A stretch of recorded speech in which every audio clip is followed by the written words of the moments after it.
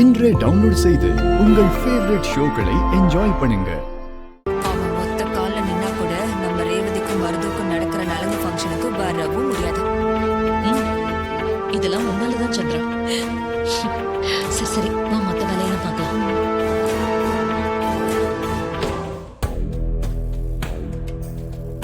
ஆமா, அவனை பாத்தீங்களா? அவனை எதுக்கு பார்க்கணும்? அவன் என்ன பார்க்குற மாதிரியா இருக்கான்? ரேவதிக்கு நலங்கு வைக்கிறதெல்லாம் அப்புறம் இருக்கட்டும் மாமா. இவனுக்கு கூடிய சீக்கிரம் நம்ம நலங்கு வைக்கிறதுக்கு நேரம் வருமானு பாக்குறேன். அப்படியெல்லாம் அவனை கிண்டல் பண்ணாதீங்க மாப்பிள. அப்புறம் அவகிட்ட போய் அவன் ஓன்னு அழுவான். முட்டா பையன். அப்பா, இவனை போய் எப்படிப்பா ரேவதி அக்காக்கு நலங்கு வைக்க சொல்ல முடியும்? ஹலோ, அதெல்லாம் நான் வைப்பேன். நீ வைப்ப? எங்க மாப்பிள்ளை பேரு டூப்ளிகேட்டா வச்சிருக்கீல்ல, அப்படி ஏதாவது வைப்ப. ஆனா நலங்கு வைப்பியான்னா அது இல்ல. எங்க மாப்பிள்ளை கிட்ட இருக்கிற பெருந்தன்மை மேல 1% தான் கூட இருக்கா. இதுல நான் வைப்பேன். என்னத்த வைப்பேன்? ப்ரோ, நீங்க ஹீரோ மாதிரி வேஷம் வேணா போடலாம். ஆனா என்னைக்குமே நீங்க டூப்பு தான். இன்னும் 3 மாசத்துல நான் யாருன்னு எல்லாரும் தெரிஞ்சுப்பீங்க. இதுக்கெல்லாம் சேர்த்து வச்சு ஒரு நாள் உங்களுக்கு கொடுப்பேன். அப்போ இருக்கும் உங்க எல்லாருக்கும்.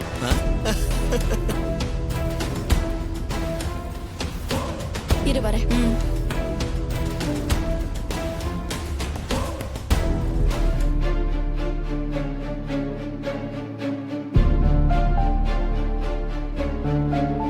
ரேவதி,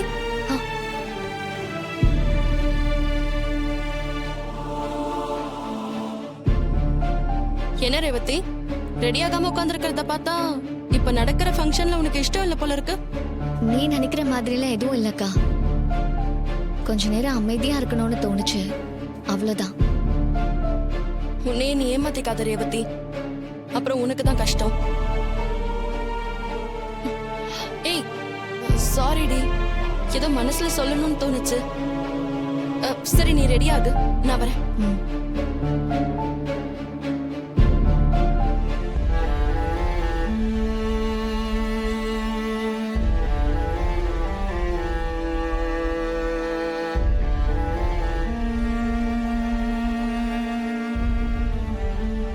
இவ மனசு முழுக்க கார்த்தி தான் இருக்காருன்னு நல்லா தெரியுது.